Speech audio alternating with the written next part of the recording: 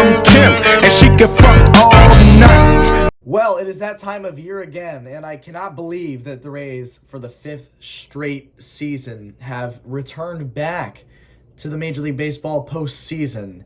It's been an insanely remarkable run for these Tampa Bay Rays over the last 5 seasons. They've dealt with so many roster changes, so many changes in the pitching staff, the offense over the years, that it's just insane to me that they are still, with as little of a payroll as they have, as competitive as they are. How Kevin Cash doesn't just automatically win Manager of the Year every year is crazy to me. I mean, probably this year it's going to go to the Orioles manager for turning that franchise around. As you know, they're AL East champions out of nowhere, back in the playoffs for the first time in, what is it, like 8 years or something like that? It's been a long time. My honest thoughts about the Tampa Bay Rays team that are going into the playoffs this year is that I don't see us, and I'm just going to say this right off the bat to get out of the way, I don't see us winning a World Series. Hell, I don't even see us making the World Series.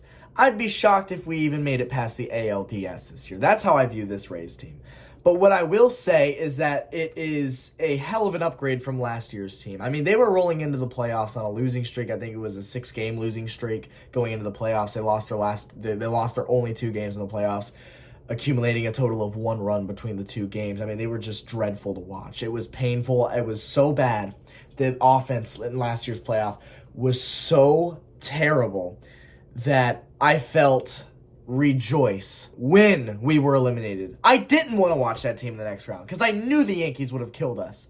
It was dreadful. It's the first time in my life of being a dedicated sports fan and watching games closely and watching teams closely that I was happy that we lost in the playoffs. Nobody should ever be happy about that, but that's how bad the Rays were last year. But then again, the Rays did have some injury issues last year, as they do every year. I don't know who the hell the trainers on this team are, but the Rays every single season deal with many key injuries. None, however, I believe, are as bad as it has ever been this year. This year has just been brutal to watch. As many people know, the Rays started off on a historically good streak, starting 13-0, had a red-hot April, good May, good June, dreadful July, and then every other month we've played, we've been an above-average ball club. And they've been a good team. They finished the season with 99 wins, second most in history behind the 2021 team. So in 25 years of Rays baseball, this is 25 seasons of Rays baseball, and this is the second best record the Rays have ever accumulated. So it's not far-fetched to say this is one of the best teams the Rays have ever had. And I'm going to say that I think the offense, despite all the injuries, is still going to be better than last year. A lot of rookies are stepping up. I'm actually going to read you the injuries that the Rays have been dealing with this year. So in the offseason last year, Shane Baz, top pitching prospect of ours, Tommy John surgery. He's done. He's not playing this year. Jeffrey Springs had a red-hot start as a pitcher to the 2023 season this year. Red-hot start. He was damn near unhittable. Not even a month into the season, hits the IL, he's got Tommy John surgery, so he's not even going to be back in time for opening day next year. Reliable relief pitcher, Garrett Clevenger, sprained knee. He has not been playing with the Rays since May. Drew Rasmussen, out for the season with elbow surgery. One of our more reliable pitchers, done for the year, just like that. And then the Rays suffered a huge blow in August when it was announced that Shane McClanahan had to get Tommy John surgery, arguably one of the best pitchers in the league, certainly the best on the Rays roster. Shane McClanahan out for not just this year, but next year as well with Tommy John surgery, so he's done. And then the baseball gods did not stop there as they started going after our offense. You had Jose Siri with a fractured hand. He's questionable to return in the playoffs. Luke Raley, strained neck, one of our most reliable hitters in the offense this year. He's got no timetable for return. We don't know if we're getting him back in the playoffs or not. Brandon Lau, fractured kneecap. He's questionable to return in the playoffs. Nobody knows what's going to happen with him. And obviously the most famous one of them all was the Wander Franco incident that happened a few months ago. You suffer these blows to the pitching staff. Drew Rasmussen, Shane Baz, Garrett Clevenger, Jeffrey Springs, Shane McClanahan. Can't catch a break. It's terrible. Then the offense takes blows. Wander Franco, Jose Siri, Luke Raley, Brandon Lau. I think there are only 2 guys in this year's roster that have played every game for the Rays. That's how brutal the injuries have been for the Rays. It's been terrible. It's been hard to watch. Despite all the injuries and all the adversity against the Rays this season, I still have optimism for this team going into October. You have Renee Pinto and Kristen Bethencourt at catchers. I have my opinions about Kristen Bethencourt. I think Renee Pinto's a slight upgrade, but I mean they're decent. They're both decent. I think they're good to have. You have infielders Jonathan Aranda, rookie, just hit his first grand slam in the last regular season game. I like getting his confidence up there. You certainly want to see something like that going into the playoffs.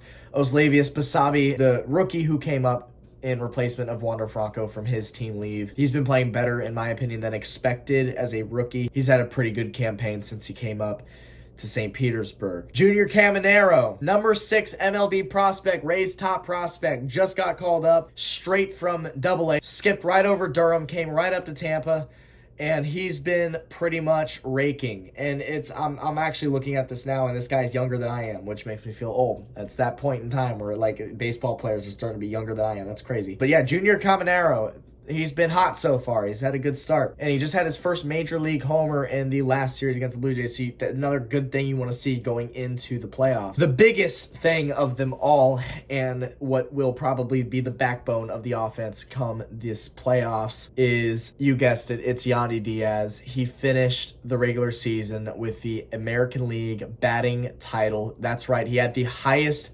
batting average of anybody in the American League this year, and this kind of came out of nowhere. He's always been a reliable hitter, but never elite. This year, he was nothing short of elite.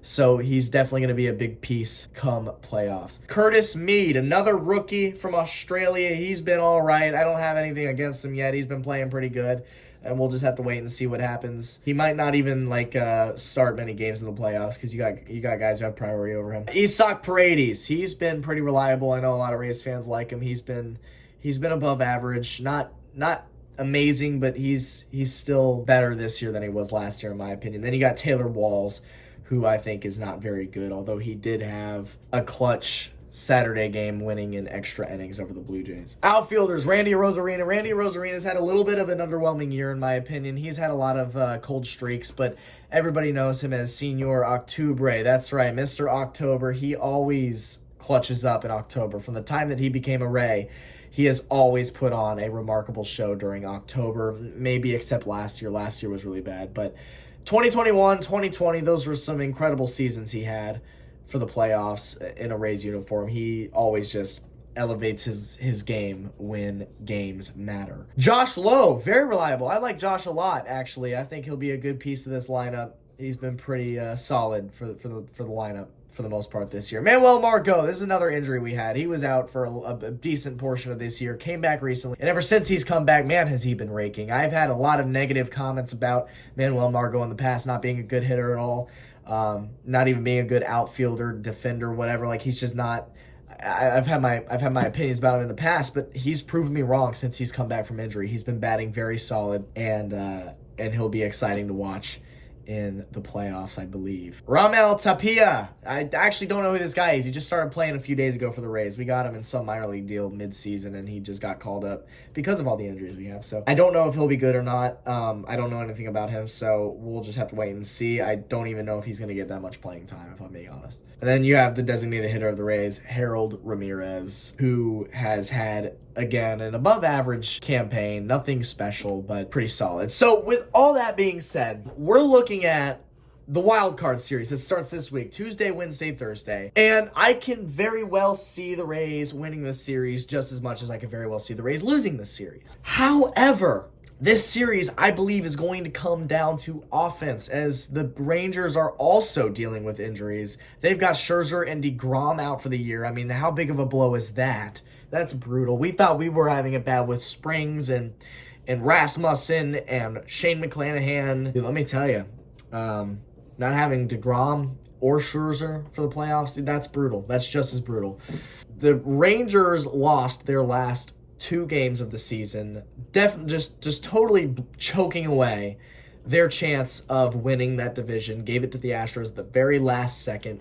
Came down to the last game of the year, game 162. Astros clutched up and won, and the Rangers ended up losing. So they fell down to the Rays. The Rays were almost certainly going to play the Blue Jays, which I would have hated a lot more, until the Rangers choked it out against the Mariners, and we are now playing them. I will say in the first series we played against the Rangers, we did very good. It was during our hot streak. We won 2 out of 3 games at the Trop. And then we played them again during the midst of one of our coldest streaks of the year, and they ended up sweeping us in Texas. Thankfully, this is not being played in Texas. It is being played in St. Pete, so I think that there is definitely some home field advantage for Troptober. And let me just get this out of the way right now. Let me tell you right now, the attendance will not be great during the Wild Card Series. It's not going to be great. And it's not because, the Rays don't have fans. No, it's because Major League Baseball hates small markets, and they're giving us the worst possible time slots.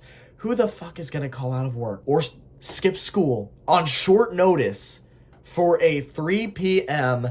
Tuesday, Wednesday, Thursday afternoon start? It's a terrible time. It's such a terrible time for the Rays to be playing baseball. If it was a night game, the attendance would be way better. There's going to be a lot of empty seats this year, unfortunately, and you cannot blame the fans for it. Absolutely cannot blame the fans for it. We just got the worst possible time slots for Major League Baseball scheduling. So I'm just going to get that out of the way, but I guess I'm just going to get into my predictions now. I think the Rays squeak this series out. I don't think they can just fall flat 2 years in a row. And I think they have a very legitimate chance of moving on to the ALDS against the Orioles this year. I say, Texas is a very tough team. We're not going to take them lightly. They're not going to take us lightly. It's going to be a very close series, in my opinion, and I think we're going to squeak it out in 3. Let me know what you think, man. It's going to be exciting. I'll bring back the recaps. I know I don't ever talk about the Rays anymore until we get to the playoffs. I'm sorry about that. I have my occasional Rays vlogs throughout the summer. I do those at least, and I have these recaps and these playoff preview videos that I do every year before the playoffs. So just back in the playoffs, it's so nice to be back. It's so nice despite all the adversity and injuries that we're dealing with. Of course, I'm not expecting us to win a World Series this year, not even expecting us to make it past an ALDS. I wouldn't even be surprised if we don't win the Wild Card Series. But despite all the shit that this team has had to deal with this year, it's insanely impressive that they've put together a 99-win season in the midst of all of it. So with that being said, Rays up, baby. I'll see you Tuesday, Wednesday, Thursday for that Wild Card Series against the Texas Rangers, and we'll just have to wait and see what happens, all right? Go Rays. Peace out.